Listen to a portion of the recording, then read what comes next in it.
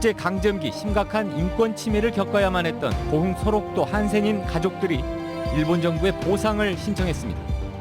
한국인 피해 가족들이 일본에 직접 보상을 요구한 첫 사례입니다.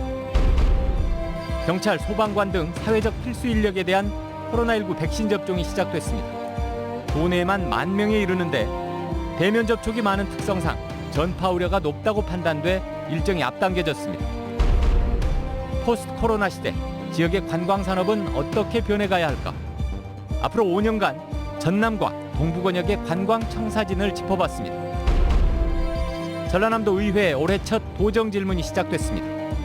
악화된 경제 지표에 대한 우려에서부터 자치경찰위원 추천의 문제점 등 다양한 현안들이 제기됐습니다. 여러분 안녕하십니까? 화요일 밤 여수 MBC 뉴스데스크 시작합니다. 일제강점기 당시 고흥 소록도에 강제 격리돼 고초를 겪었던 한센병 환자 가족들이 일본 정부에 보상을 청구했습니다. 일본 정부가 한센병 환자에 대한 보상을 한국과 대만 피해자로 확대한 데 이어 최근 가족들에 대한 보상도 법제화하자 이번에 처음으로 청구서를 제출한 겁니다. 김주희 기자입니다. 천영의 섬 고흥군 도양읍 소록도. 일제강점기 한센병 환자들은 이곳 소록도에 강제 격리되어야만 했습니다. 1940년대 고흥 소록도에 강제 수용됐던 환자들만 모두 6천여 명을 넘었습니다. 육지가 지척에 바라다 보이는 소록도에서 당시 한센인과 그 가족들은 말로 표현할 수조차 없는 극심한 강제 노동과 인권 유린을 감내해야 했습니다.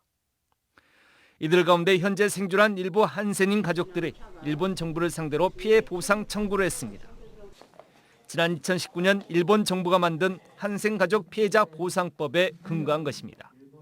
저희들이 말해서 축출당했다 이렇게 이야기합니다. 축출당했다. 고향에서 축출당해서 예지로 떠돌아다녔다. 이거리 한센이뿐만 아니고 거기에 딸려 있었던 우리 가족들도 그런 경우가 있었다. 그래서 그분들한테 보상해 주는 게 맞지 않느냐. 현재 소송에 참여한 한센인 가족들만 모두 62명입니다. 변호인단 측은 향후 피해자 가족들을 더 찾아 일본 정부에 추가 보상 청구를 할 수 있도록 할 계획이라고 밝혔습니다. 네. 이런 것들은 그래서 일제시대 때 있었던 정착촌에서 생활하실 분들의 자녀들이 이제 분명히 있기 때문에 일정 정도 지금 62명보다는 훨씬 많은 숫자가 청구할 수 있지 않을까 생각드립니다. 사회의 편견과 차별 속에서도 그저 숨죽여 살아와야만 했던 한센인 가족들. 이번 피해 보상 청구는 이들의 가슴속 깊은 상처를 치유하는 작은 시작점이 될 수 있을 것으로 기대됩니다. MBC 뉴스 김주희입니다. 대면 접촉이 많은 경찰관과 소방관 등 사회 필수 인력에 대한 코로나19 예방접종이 시작됐습니다. 75세 이상 어르신들에 대한 백신 접종도 순조롭게 진행되고 있는데요. 다음 달부터는 65세 이상 어르신들에 대해서도 접종이 시작될 것으로 보입니다. 이다현 기자입니다. 광주의 한 대형 병원.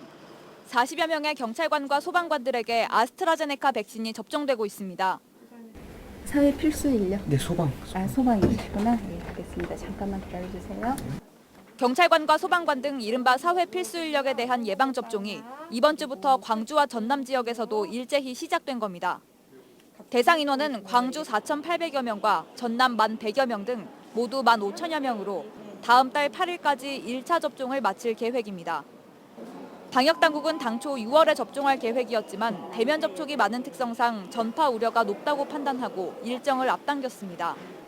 코로나19로 인한 치명률이 높고 위험도가 높은 분들을 대상으로 접종을 하면서 이와 함께 사회 필수 인력들에 대한 접종이 개시되고 있습니다. 75세 이상 고령 인구에 대한 백신 접종도 순조롭게 진행되고 있습니다. 현재 광주 백신 접종률은 전체 17만 2천여 명 대비 46.9%로 세종에 이어 전국 두 번째입니다. 방역당국은 다음 달부터는 65세 이상 74세 미만의 어르신들에게 백신 접종을 시작할 계획입니다. 그러나 백신을 맞은 뒤 항체가 형성되기 전에 확진되는 사례가 잇따르고 있고 집단 면역 형성까지도 갈 길이 멀어 방심은 금물입니다. 최근에 저희 시에서도 호프집이라든지 식당 또 이런 음식점, 주점 등에서 집단 발생이 일어나고 있습니다. 서울 수도권과 비수도권 전국이 좀 동일한 상황입니다. 또 최근에는 감염 경로를 알 수 없는 사례도 잇따르고 있어 방역당국은 불필요한 모임 자제 등 방역수칙 준수를 당부하고 있습니다.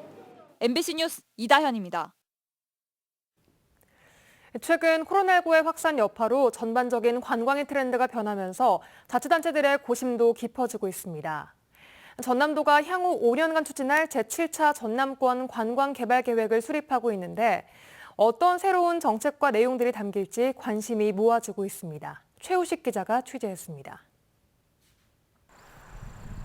전라남도는 관광진흥법에 따라 5년 단위 법정계획으로 전남권 관광개발 계획을 세우고 있습니다. 올 연말까지 연구 용역이 진행되는 제7차 계획은 내년부터 2026년까지 적용됩니다. 현재 이 용역은 2억 1,900만 원의 예산으로 전남대와 호남대 산학협력단 컨소시엄이 수행하고 있습니다. 이번 용역에는 도내 관광지 비교 분석과 실적 평가 이외에 광역 관광 활성화는 물론 코로나19 같은 전염성 질병과 기후변화 대응 등 다양한 과제들이 포함됐습니다. 22개 시군의 개별 계획도 우선순위가 정해지고 도 계획에 반영됩니다. 전남 동부 지역에서는 여수시가 화양지구 복합관광단지와 경도 해양관광단지 개발 등을, 순천시는 예술의 전당 디지털파크와 정유재란 역사공원 조성, 광양시는 구봉산 관광단지와 광양읍 미식 도보 관광단지 구축, 고흥군은 우주해양 리조트 관광단지와 저리도 해전 승첩지 조성을 추진하고 있습니다. 전라남도는 특히 문체부가 내년부터 10년 동안 추진하기 위해 8월 말까지 수립하는 제4차 관광개발 기본계획에 해양, 생태, 문화관광 중심 블루투어 전남 비전을 연계한다는 구상입니다. 웰빙, 힐링, 테라피 사업과 연계한 체류형 관광 산업을 육성을 하고 관광 인프라 구축과 스마트형 블루투어 관광 콘텐츠 개발을 통해 남해안 신성장 관광벨트 중심지로 도약하는 비대면 힐링, 웰리스, 스마트 여행으로의 관광 트렌드 변화가 우리 지역에 어떻게 반영될지 주목됩니다. MBC 뉴스 최우식입니다. 여수 경도에 추진되고 있는 생활형 숙박시설에 대해 지역 내 반발이 거세지고 있습니다. 여수 지역 20여 개 단체는 오늘 생활형 숙박시설 건립을 반대하는 범시민 사회단체 추진위원회에 출범식을 갖고 광양경제청의 사업 승인 취소와 지자체의 관리 감독 강화를 촉구했습니다. 이들 단체는 또 경도 개발이 당초 목적과 취지에서 어긋날 경우 사업계획 변경 과정에 대해 감사원에 감사를 청구하고 국민청원과 1인 시위에 들어가겠다고 강조했습니다. 민주당 소속 시도의원들이 공직선거 후보자 평가 규정을 엄격하게 적용해 줄 것을 중앙당에 촉구했습니다. 더불어민주당 여수갑 지역위원회에 소속된 시도의원 14명은 오늘 성명을 내고 탈당 이력이 있거나 경선에 불복한 인사에 대해서는 당원 당규에 따라 공천심사 평가 점수의 25%를 감산해야 하지만 최근 당대표 선거 과정에서 이를 둘러싼 잡음이 일고 있다고 비판했습니다. 국회의원 가운데 처음으로 코로나19에 확진됐던 민주당 이계호 의원이 입장문을 통해 사죄의 뜻을 밝혔습니다. 이 의원은 지난 25일 코로나 완치 판정을 받고 퇴원했다며 담양 당직자를 비롯해 자신까지 확진 판정을 받은 이번 사태에 깊은 사죄의 말씀을 드린다고 말했습니다. 한편 이 의원의 담양 지역위원회 수행비서 등 당직자들의 코로나19 감염 사태는 광주와 전남, 전북, 서울 등 모두 60명으로 번졌으며 담양 지역위원회 당직자들은 파문에 대한 책임으로 일괄 사퇴했습니다. 조계종이 서남사 인근 체험관을 철거하게 해달라고 낸 소송에서 대법원이 이를 파기하자 반발하고 나섰습니다.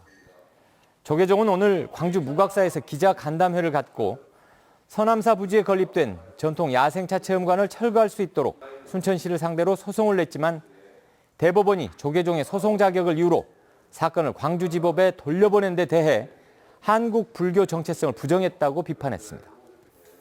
조계종은 순천시가 등기부상 토지 소유자인 조계종이 아닌 태고종의 승낙서를 받았다면서 체험관 철거를 요구하는 소송을 제기했었습니다.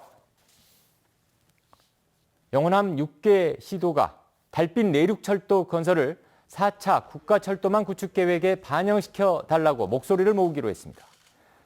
광주와 대구, 전남북과 경남북 시도지사들은 내일 경남 거창에 모여 영호남 상생 공약이 정부 초안에 빠진 것에 대한 시도민들의 실망감을 전달하고 최종안에는 반드시 포함시켜달라고 요구할 계획입니다. 지난해 여수 광양항 입항 선박들의 감속을 유도해서 소나무 10만 그루를 심는 효과를 봤다는 분석이 나왔습니다. 여수 광양항만공사가 2019년 12월부터 1년간 2,200여 척의 입항 선박을 대상으로 저속 운항을 유도한 결과 이산화탄소가 1,700여 톤, 황산화물이 5.66톤 줄어드는 등 오염물질이 5.4% 감소한 것으로 파악됐습니다. 공사 측은 이에 대해 소나무 10만 그루 식재 효과로 환산된다며 지난해 저속 운항 프로그램 검증 결과에 따라 7억 5천만 원 범위 내에서 다음 달 인센티브를 지원할 계획입니다. 도로가와 주택의 사고 위험이 있어 보입니다.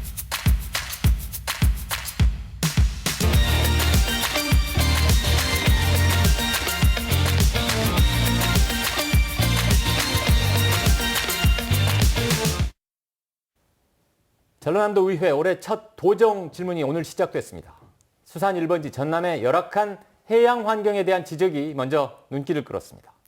전남의 소득이 타 지역으로 유출되는 문제에 대한 우려도 제기됐는데요. 도정 질문 첫날 표정을 양현승 기자가 정리했습니다. 지난해 전남에서 판매된 선박용 엔진 오일은 95만 리터. 하지만 수거된 폐유는 49만 리터, 절반 수준에 그쳤습니다. 실효성이 떨어지는 규정 때문입니다. 폐유난료를 반납해라라는 규정은 되어 있는데 반납량에 대한 구체적인 기준은 없습니다. 전남에서 연간 사용되는 그물은 9,200여 톤인데 회수된 폐 그물은 2,500여 톤에 그쳤습니다. 상당량이 그물을 묶은 밧줄 등과 함께 바다에 무단으로 버려지는 것으로 추정됩니다. 어민들조차 면세유 공급 제한, 어구 구매 이력제, 폐 그물 수거 실적과 연계한 대출 규제 등 강력한 정책을 요구하고 있습니다. 이번 도정 질문을 계기로 해서 우리 행정기관에서 관심을 가지고 이러한 폐기물들이 어디로 가는지 조금 더 추적하고 그리고 어민들과 대화해서 깨끗한 바다를 만들도록. 전남의 경제 지표에 대한 지적도 나왔습니다. 2019년 기준 전남의 지역 내 총 생산은 76조 8천억 원으로 전국 8위였지만 지역 내 총 소득은 63조에 머물러 14조 원이 타 지역으로 빠져나갔습니다. 1인당 총 생산액도 4,300여만 원인데 1인당 개인 소득은 1,800여만 원에 머물렀습니다. 개인 소득 면에서는 전라남도가 이렇게 낮게 나오고 있습니다. 그래서 이 부분은 저희들도 문제점을 인식을 하고 있습니다.